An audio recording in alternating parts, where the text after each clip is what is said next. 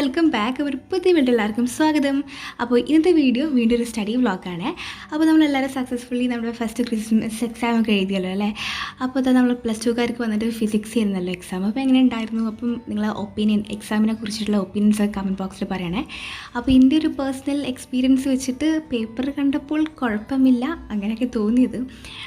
പിന്നെ സത്യം പറഞ്ഞാൽ പേപ്പർ ഉണ്ടോ കിളിപോയ കുറച്ച് അവസ്ഥ ഉണ്ടായത്. അത് ന്യൂമറിക്കൽസ് കണ്ടിട്ട് ഏത് ഇക്വേഷനാണ് യൂസ് ചെയ്യേണ്ടത് അങ്ങനത്തെ കുറച്ച് ഡൗട്ടുകൾ മാത്രമേ. തിയറി കുഴപ്പമില്ലാതെ എഴുതിയിട്ടുണ്ട്. ന്യൂമറിക്കൽസ് വരുന്നതിൽ ഞാൻ 4 അറ്റൻഡ് ചെയ്തിട്ടുണ്ടായിരുന്നു. അതിൽ 2 കറക്റ്റാണ്, 2 തെറ്റാണ്. അപ്പോൾ ഒരു ഹാഫ് മാർക്കൊക്കെ എവിടെയെങ്കിലും കിട്ടുന്നൊക്കെ പ്രതീക്ഷയുണ്ട് ഇക്വേഷനൊക്കെ എഴുതി ചെയ്യുന്നത്. അപ്പം അങ്ങനെയൊക്കെ രീതിക്കാണ് എൻ്റെ ഒരു എക്സാമിൻ്റെ കാര്യം വന്നിട്ട്. അപ്പം നിങ്ങൾക്ക് എങ്ങനെ ഉണ്ടായിരുന്നു എക്സാം? ഈസി ആയിരുന്നു, ടഫ് ആയിരുന്നൊക്കെ കമൻറ്റ് ബോക്സിൽ അറിയിക്കാം. പിന്നെ ഇതായിരിക്കും നമ്മുടെ എന്താ പറയുക, ഇതിപ്പോൾ ഗവൺമെൻറ്റിൽ നമ്മൾ പ്ലസ് ടുവിൽ ഫസ്റ്റായിട്ടല്ല, ഇപ്പം കുറേ കാലത്തിന് ശേഷമാണ് ഗവൺമെൻറ് പേപ്പർ അറ്റൻഡ് ചെയ്യുന്നത്. അപ്പോൾ അതിൻ്റെ കുറച്ച് തകരാറുകളൊക്കെ ഉണ്ട്. പക്ഷേ കുഴപ്പമില്ലാത്ത എക്സാം എന്നൊക്കെ പറയാം അല്ലേ. അപ്പോൾ ഇന്നിപ്പോൾ അപ്പോൾ നമ്മുടെ എക്സാം മൺഡേ കഴിഞ്ഞു. അങ്ങനെ ട്യൂസ്ഡേ നമുക്ക് ലീവ് ഉണ്ട്. അങ്ങനെ വെനസ്ഡേ അല്ലോ മാത്സ് എക്സാം വരുന്നത്. അപ്പോൾ ഇന്നലെ സത്യം പറഞ്ഞാൽ ഭയങ്കര ക്ഷീണം ഉണ്ടായിരുന്നു. മിനിയാന്ന് പഠിച്ച് ഉറങ്ങാതിരുന്ന് പഠിച്ചതായിരുന്നു രാത്രിയിൽ. കാരണം ഉള്ള ചാപ്റ്റേഴ്സ് ഫുള്ളും അന്ന് പഠിക്കായിരുന്നുകൊണ്ട് ഉറങ്ങിയില്ല. അപ്പോൾ അതിനൊക്കെ ക്ഷീണമായിട്ട് ഇന്നലെ നേരത്തെ കിടന്ന് ഉറങ്ങി. അങ്ങനെ ഇന്ന് ചൊവ്വാഴ്ച ലേറ്റായിട്ടാണ് എണീക്കുന്നത്. അപ്പോൾ ഇന്നിപ്പോൾ ഉറക്കം ഒഴിക്കേണ്ട ദിവസം തന്നെയാണ് എനിക്ക് തോന്നുന്നുണ്ട്. അപ്പോൾ മാത്സിൽ വന്നിട്ട് 11 ചാപ്റ്റേഴ്സായിട്ടുള്ളത്. അപ്പോൾ മാത്സിൽ 11 ചാപ്റ്റേഴ്സിനെ അപ്പോൾ എഴുതി കാണിച്ചല്ലോ. അപ്പോൾ അതിൽ ഇന്ന ഒരു കാര്യങ്ങൾ വെച്ച് ഞാൻ ടിക്കും ഹാഫും അങ്ങനെയൊക്കെ പലതും എഴുതി വെച്ചു. അപ്പം ടിക്കൊക്കെ ഇട്ടിട്ട് ആ ചാപ്റ്റേഴ്സൊക്കെ ഏകദേശം കവർ ചെയ്തിട്ടുണ്ട്. പിന്നെ ഹാഫ് എന്നുള്ള പോർഷൻ ഇപ്പം കണ്ടിന്യൂറ്റി ഡിഫറൻഷ്യബിലിറ്റി എടുക്കുമ്പം അതിൽ കണ്ടിന്യൂറ്റിൻ്റെ പോർഷൻ അടിപൊളിയായിട്ട് പഠിച്ചിട്ടുണ്ട്. ഡിഫറൻഷ്യബിലിറ്റി ഞാൻ നോക്കാനുള്ളത്. അങ്ങനെ കുറച്ച് ഇൻ്റഗ്രൽസിൻ്റെ ഹാഫ് സെക്ഷൻ അറിയാം, ഹാഫ് മര്യാദക്ക് പഠിക്കാണ്ട് അങ്ങനെ ഒരു അനാലിസിസ് ഞാൻ എഴുതി വെച്ചിട്ടുണ്ട്. ഇനി ഏതൊക്കെ ചാപ്റ്റേഴ്സ് കവർ ചെയ്യാണ്ടെന്നുള്ളത്. പിന്നെ ഇത് 2 എന്താ പറയുക, ഇതൊക്കെ ആദ്യം ഉണ്ടാക്കി വെച്ച് നോട്ട്സ് ചെയ്യുന്നുണ്ട്. അപ്പം സത്യം പറഞ്ഞാൽ ഇപ്പോൾ യൂസ്ഫുള്ളായി തോന്നുന്നുണ്ട്. അതിലിത് കണ്ടിന്യൂറ്റിൻ്റെ നോട്ട്സ് എഴുതിയതായിരുന്നു. അപ്പം അതിൽ ലാസ്റ്റത്തെ ഒരു പോർഷന് ഞാൻ പഠിക്കാത്ത പോർഷൻ അന്ന് ഞാൻ എഴുതിയിട്ടില്ലായിരുന്നു. അപ്പോൾ അത് നിന്നിപ്പോൾ ക്ലാസ് കണ്ടിട്ട് ബാക്കി കൂടെ അതിൽ എഴുതി വെച്ച സെറ്റ് ചെയ്യുക ചാപ്റ്റർ.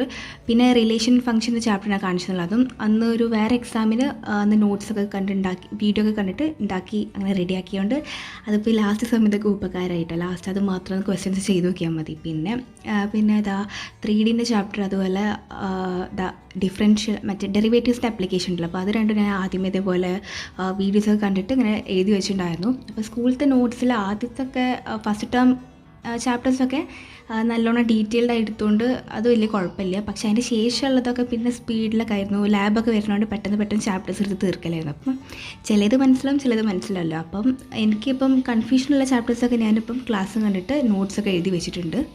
അപ്പോൾ സത്യം പറഞ്ഞാൽ ഇനിയിപ്പം എല്ലാത്തിൻ്റെ വീഡിയോസ് ഇരുന്ന് കാണാൻ സമയം ഉണ്ടാവില്ല. അപ്പം നോട്ട്സ് ഉള്ളതൊക്കെ അങ്ങനെ മാറ്റി വെച്ചിട്ടുണ്ട്. ആദ്യത്തെ കുറച്ച് ചാപ്റ്റേഴ്സ് കുഴപ്പമില്ല.